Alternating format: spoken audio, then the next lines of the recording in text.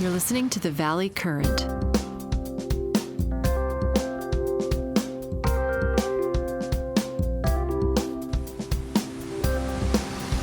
Smartphones capture photos, and they actually dish the photos back to you on a regular basis. So like today, I got a bunch of photos that were from 5 years ago on the same date, February 25th, but 5 years ago. So obviously pre-pandemic, different period of time.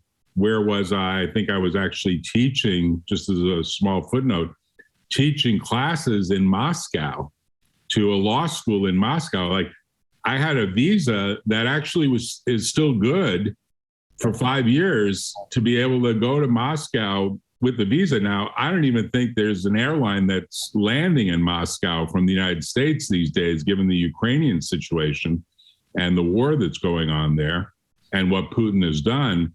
But those were like happy times in terms of the relationship between the U.S. and Russia. And it seemed to me, from what I saw within the students, not that I'm going to change the conversation, but those photographs getting pitched back at me make me become more historical. Generally, I agree with you. Most of my thinking is forward thinking. What's happening to next week, next month, next year. And I think your point is at some point that reverses, and it's a little bit like you're no longer accumulating for the future. You're giving stuff away. You're going backwards and deaccumulating, saying, well, who would want my car if I gave up driving? Who would I give my Miata to among my grandchildren? Who needs a car if I'm not going to drive the car anymore? It was like my mother, when she gave up driving, she said to me, do you want my car?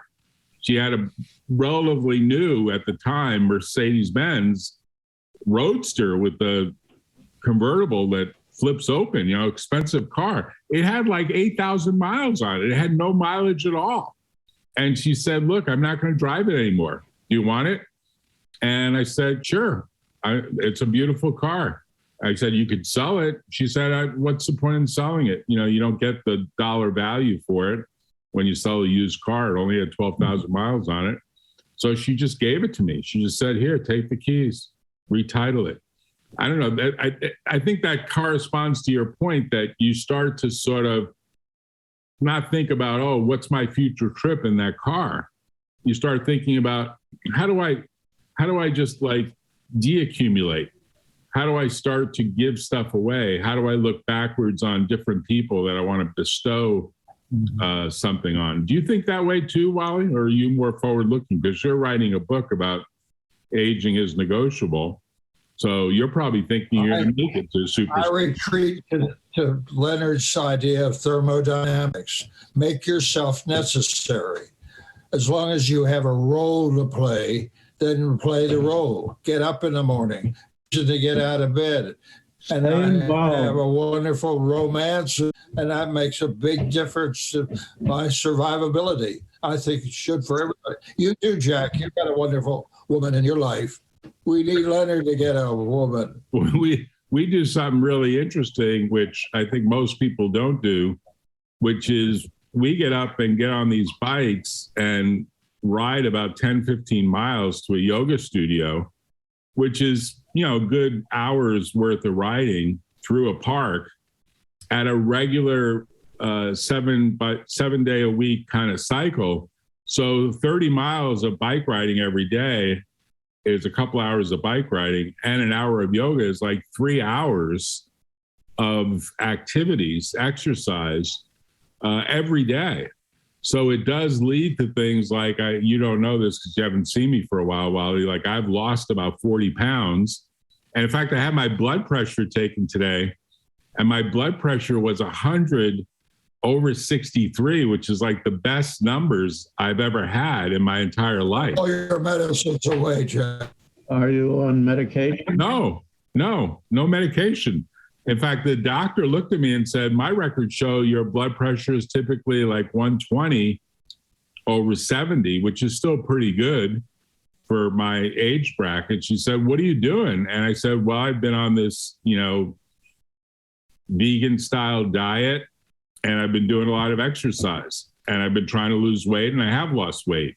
And my goal is to continue to lose weight through the yoga and the bike riding and continue to improve the numbers. But I think over time, most people's blood pressure gets higher over time, doesn't it? As a general proposition. And most people gain weight over time. Like my mom's subscription, which continues to come to me, of the Inquirer, always has in the issue, look at what these people look like when they were in their 20s versus look at what they look like now in their 60s or 70s. And it's always quite a contrast, right?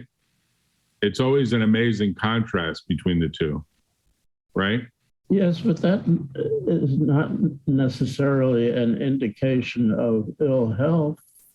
No, it's not. It's not. Those are usual changes with age. Right. It's what you have to expect to happen over time as the process of entropy plays out, and as the second law does what it does, right? I mean, that's just the nature of things, right? Yes, of course.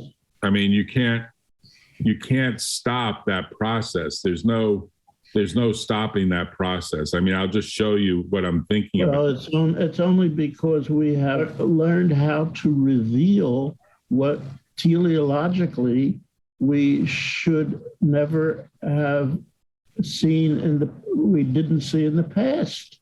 Right. We have learned how to live beyond a period of reproductive success.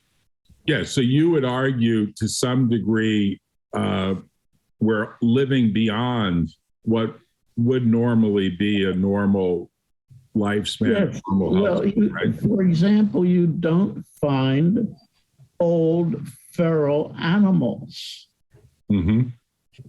No one has ever seen at whatever biomarkers you want to accept for an aged fish, animals that continue to grow in size throughout life do not show biomarkers of aging. Humans and the animals that we choose to protect are exceptions because we've learned how to live beyond the point of the appearance of age changes. So you would say to some degree, the medical field and all of the innovations that have played out over the last 50 plus years have allowed us to reveal something that teleologically we were never intended to see. Right. So this is Angela Jolie. There are no examples in anthropology of human skeletons of whatever age, 10, 20, 40, 50, 100,000 years ago. There are no skeletons indicating an individual older than about 40. Right. That doesn't prove it, but it certainly is suggestive. Right. But we all should expect, and if you had pictures of yourself, I'm sure you could do this side by side, just like I'm putting on the screen. There's these famous actors, what they look like now versus what they look like Tom Hanks, right? Yeah, of course. That doesn't surprise any of us. Right, and some look better than others. Obviously, some look worse than others. Leonard DiCaprio, what did he look like as a kid versus what does he look like now versus what will he look like, 10 years from now? These are all pictures like Nicole Kidman. You can go back and say, this is what the aging process looks like over time, right? Yeah, it's highly variable. And it's highly variable, and it's sort of like, how well do you take care of yourself, right? And how well does your genetic codes play out for what it is that is going to occur as a natural? Oh, there's an interesting one. I guess he's still alive. Is that right? Did he die? Who's this actor? Now, why am I not remembering him? Who's that? This is the guy that was the mayor of Carmel. Clint Eastwood. Clint Eastwood. Right? That's Clint Eastwood. Then versus now, right? Yeah. I don't know if he's still alive. He's directing these days. He's in his 90s as well, isn't he? Right? Well, it would even be more dramatic if you showed one of these people first at birth and then in middle age. Right. So right. I don't know what all that means other than the effects of what would you call it, the passage of your life and the expression of the second law ultimately. Right. Ultimately, the second law operates on everything, right? It operates on humans. It operates on cars as they rust and deteriorate. It's a law of physics, so it's got no exceptions. Right. And you would say there's not a lot that you can shield yourself, or there's no shield, there's no magic shield that's going to stop the second law from operating, right? Exercise. But even Putin is going to die, right? To put it bluntly. Well, he actually looks like he's gained a lot of weight if you look at recent pictures. So he must. Well, that's one of the wonderful things about aging. It gets rid of all the nasty people at the expense of the good ones as well. Right. I mean, it's going to happen over time. At some point, he's going to be gone, right? At some point. So why do we want to stop it? Right. It's sort of like Stalin eventually died, right? So what are you doing to stay fit? What are you guys each doing to stay fit? Because you're both in your 90s. You both are able to manage your lives in your home. I'm doing what Wally would find to be unacceptable. What's that? I don't exercise. Really? No. Zero? My mother didn't. She never exercised in her entire life, and she lived to 106. Wow. So what does that tell me? Exercise is not relevant for your genetic code? She was an outlier. I wouldn't bet on her. She was an outlier. But what are you doing, Wally? Because you and I used to go running every morning years ago. And you were a big runner for a long time. You and Ruth Ann were big long distance runners for many. Don't make me cry, Jack. Don't make you cry because you loved it, right? I loved it, and now I'm unable to walk without a walker, and that hurts me. But I'm sure that's going to shorten my life. Right, so I have to keep aerobic to the extent that I'm able. A few years ago, I had a course that I had Steve Coles up here. Steve was a guy from UCLA who was in charge of all the super centenarians. Right. And I had him lecture for me at my course. And when he got to the conclusion was nobody would want to be a super centenarian. So 100's a good goal. 100 is a good goal. I think 100 is a good goal. I'm 93 now, and so I have 7 good more years to go. Then I'll have a big party on my 100th birthday. Right, so you could plan that today for... Plan it, Jack. You're invited. Right, you could plan it like literally. Steve Coles was a PhD or is a PhD from Carnegie Mellon and also from Stanford, a medical doctor, a biogerontologist. Yeah. I don't know anything about Steve's background. Did you know Steve Cole, Len? Yes, I did. I know him very well. And he's still alive, isn't he? No, he died. Okay. What, natural causes, or what would you say? He had cancer of the pancreas. Okay, so yeah, it said he lived to December of 2014, which would make him like 73 years old, like that? Yep. Yeah, I know him pretty well. It says he was also a visiting scholar in the computer science department at UCLA and an assistant researcher at the David Geffen School of Medicine, PhD, MD, right? What did he die of, Len? I don't remember any of the details. I think he had cancer of the pancreas, pretty sure. Yeah, Pancreatic cancer. Okay. I had dinner with him and two other people. I believe it was at a gerontology society annual meeting. We had dinner together, and he was fine, perfect shape. And I believe he died very shortly thereafter, and we were just stunned. So it was like Steve Jobs situation, so like a really quick. Well, Jobs had problems year or more before he died. Right. I mean, there are all these journals like this is his article, Aging, the Reality Demography of Human Supercentenarians. This is from June of 2004. And this is this point that you made a few minutes ago about this is the UCLA Los Angeles Gerontology Research Group, right? Yeah. That was the point you were making. This is a group that he managed. He was one of the founders. Right. And it's affiliated with the UCLA School of Medicine.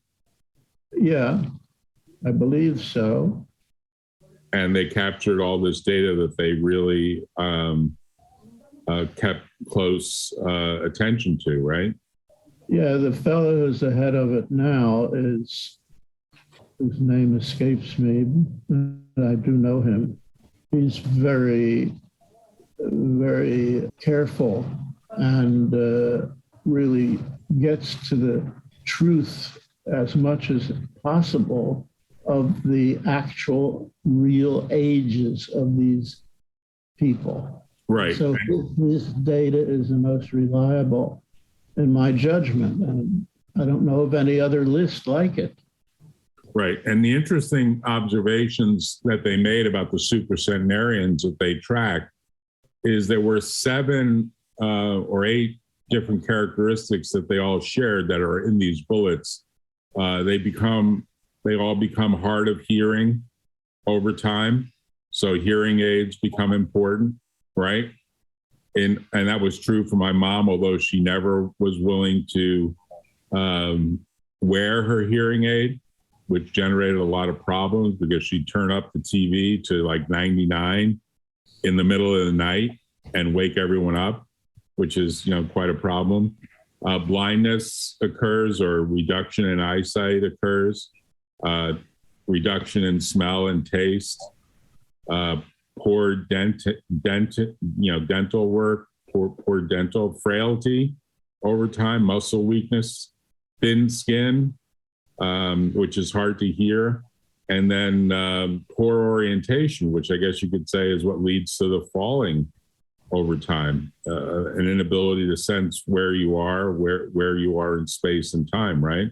This is a list that they make, and they say things for these folks, they didn't see doctors until they got to be in their 90s.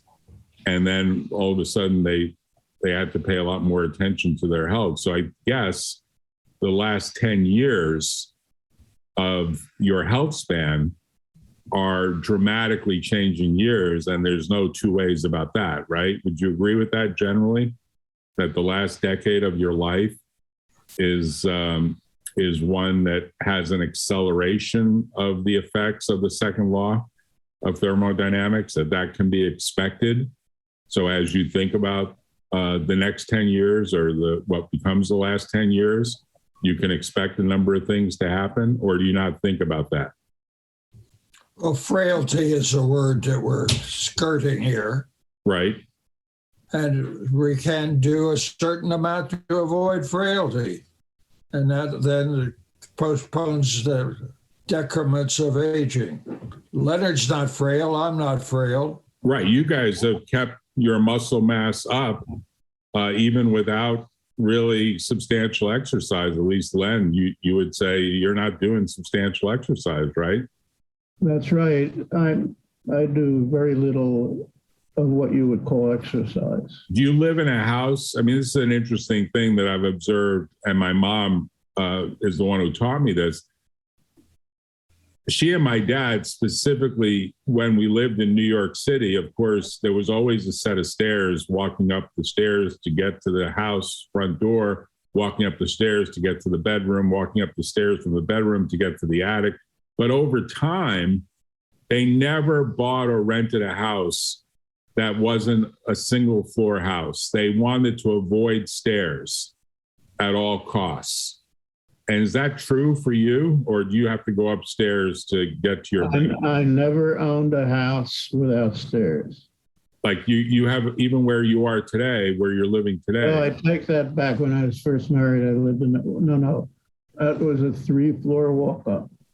So I have stairs to this moment. Right, and that may be a form of exercise for you, effectively going up. Well, I don't stairs, consider it. I mean, I do the stairs 2 or sometimes 3 times a day, but I do all of my own housework, although I am certainly not as efficient nor do I do the housework right, as much as Ruth did or what anyone else would do. right. The house is not in disarray, but you will find dust here and there because I don't dust every week and I don't vacuum every week.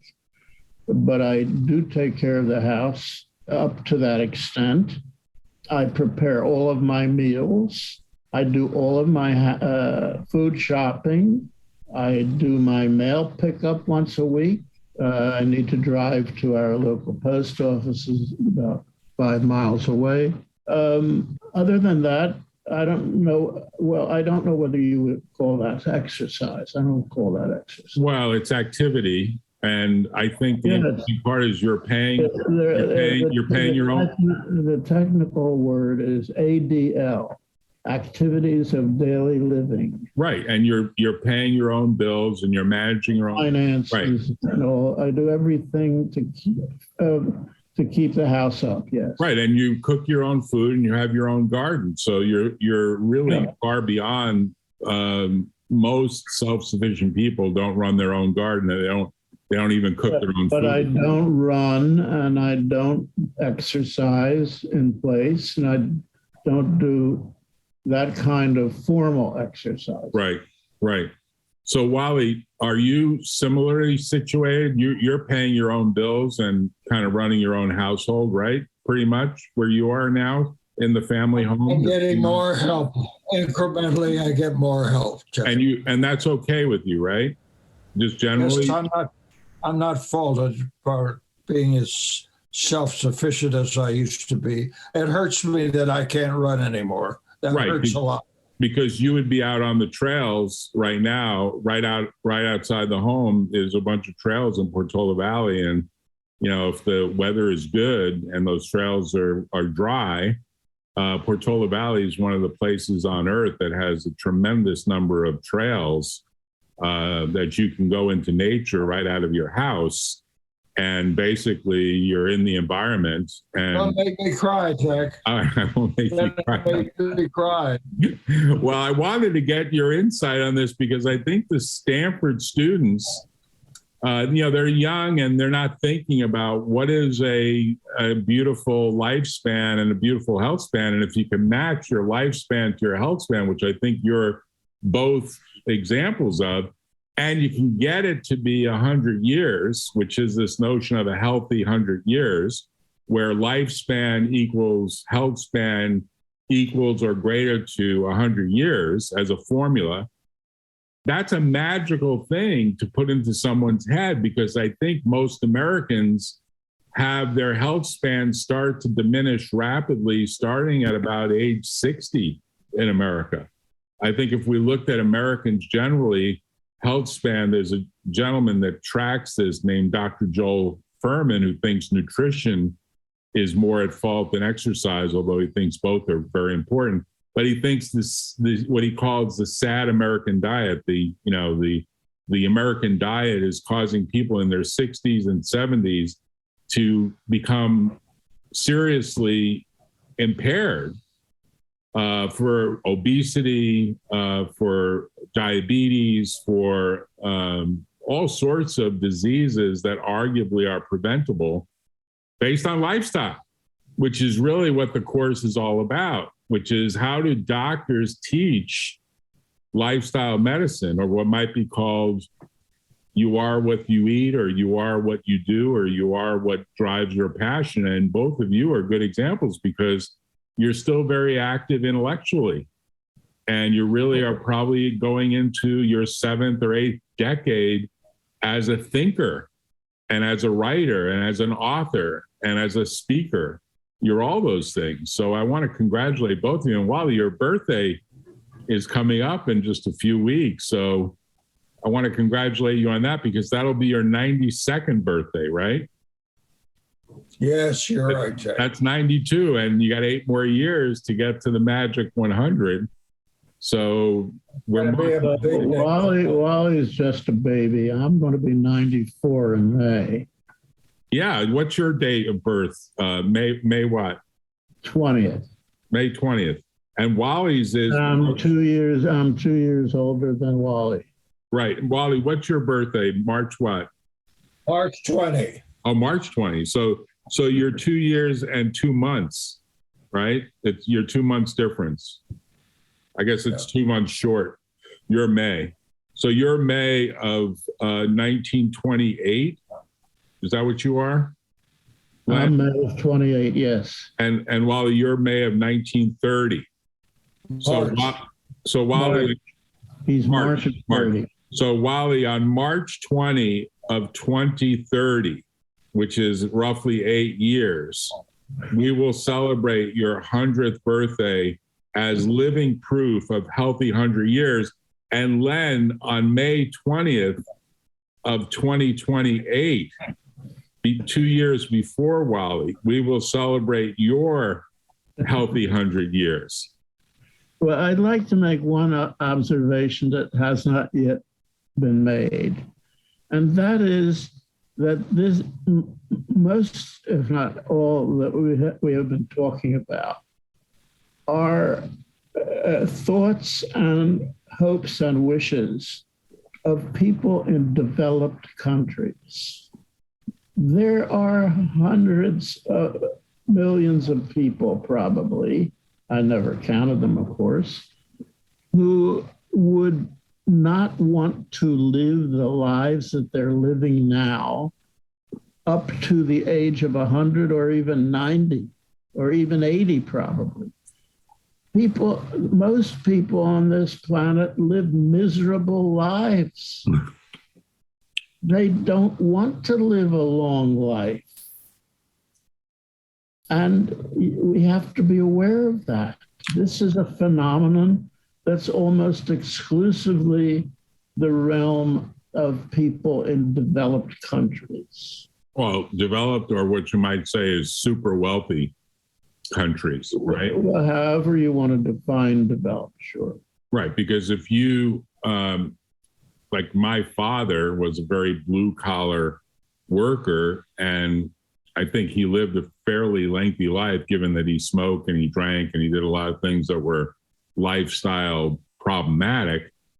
But in his mind, he wanted to retire at the age of 55. And I thought as a kid, wow, that seems pretty young to want to retire at the age of 55. But he was in World War II and almost died in World War II. So his view is, man, I want to relax for as many years in retirement as I can imagine, because his father died at the age of 72. And he thought 55 to 72 is not that many years of retirement. Now he ended up living to 90. So he outlived his father by 18 years. And he said to me, literally on his deathbed, I outlived my dad for 18 years and I'm going to be 90 soon. And I know I'm going to die this year because I could feel it is about to happen. He said, I hope you outlive me by 18 years. So he wished me to get to 108, which wouldn't be, 18 years beyond his 90, which wouldn't be quite to super centenarian status.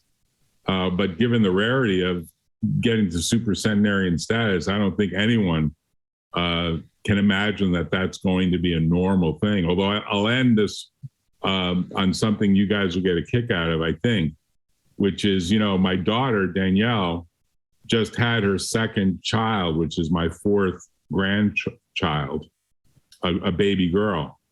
And Wally will remember that Danielle was a firecracker and a challenge as a teenager, but I won't go down that path. But Danielle is now going to be 40. And so, you know, she's now a mom with 2 kids, 2 girls. And as a gift to her, we set up an account for both of her kids. And the way this is done these days, because the U.S. is a little far behind on the way they should allow savings to not be taxable to small children, is you set it up as a life insurance policy. And when you do it as a life insurance policy, which is really what becomes more of an annuity over time, is they actually give you data now when you do the application that says this child can expect to live to 122. And they give you the tables. Yes, Len, I wanted to end with that because I thought you would get a kick out of it. They gave us tables that show the accumulated value of the whole life insurance policy is projected out these days to 122. Historically, they would not even go over 100 years ago because you didn't expect people to live beyond the 100. But now I thought you get a kick out of it that the current practice of life insurance companies, when you're getting a life insurance policy on someone that's basically a just born person. That's just fantasy. Maybe they want to use it as a sales tactic. Ruth and I did the same thing that you did, but in a different way. Okay. We set up college or university accounts for all of our grandchildren, all of our grandchildren through TIAA.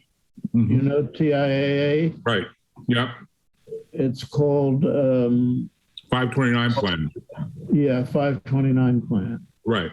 And that is still paying out for 2 of our grandchildren, one of whom just went to University of Oregon, and the other one will do so next year.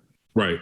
Those accounts, well, in the case of the one who's entered Oregon a couple of years ago, that sum reached about $85,000. Right, which relatively should pay nothing for her education, right, and so her upkeep.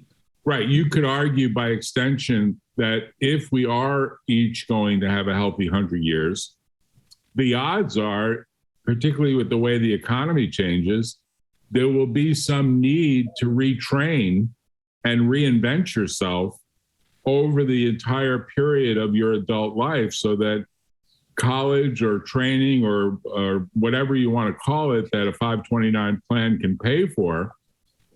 It's not a bad idea for even a Stanford medical student to set up a 529 plan for himself or herself and sock money away, because it's the only way to accumulate tax-free in an investment account in a very passive way, an accumulation of funds that can be used to pursue a PhD or pursue some additional degrees or some additional training or whatever it might be. So I thought you'd get a kick out of the fact that they're projecting out to 122, because I know that when you drive up and down 101, you see these billboards that say the person who's going to reach, I saw this the other day on 101, the person that's going to live to 125 has been born already, as in... I know, I've heard that. That's a statement that's been made by a couple of gerontologists, and it's absolute nonsense. Right, you would say that's really super wishful thinking in terms of the way the second law operates. Wouldn't you, Wally? You'd agree with that? That's what I'm saying. All I know is that the grandchildren of Leonard and Jack are damn lucky people. As are your grandchildren, and I'll tell you off. I hope so. I hope we're the luckiest. Well, I have 8 grandchildren, and all of them got tuition-free university educations because we opened up those 590, is it? 529 plans. 529 accounts. Yeah, I mean, the TIAA.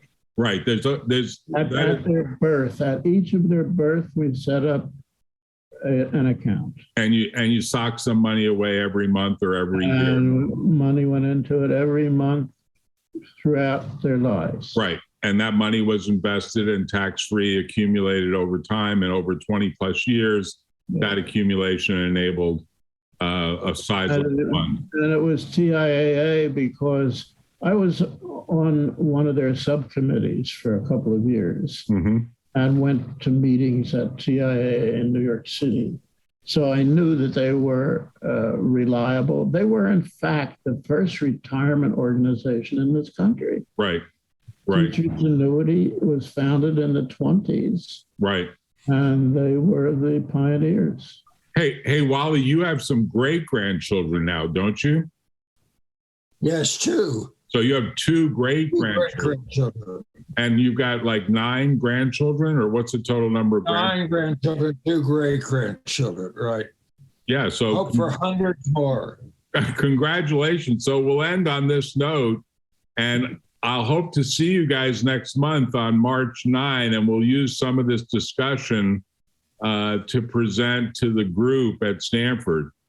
And we'll talk further about. Thank you for everything you do. Okay, well, thank you guys very much, and happy birthday, Wally. Take care. Happy birthday, Wally. It's good to see you. Happy birthday. Wonderful to see and hear you. You look great, Wally. Take care, and give our regards to Jean. Thank Jean for setting up this call today. I thank her for me as well. Yeah, thanks, Len. See you later, Wally. Bye-bye, guys. Bye-bye. Bye-bye.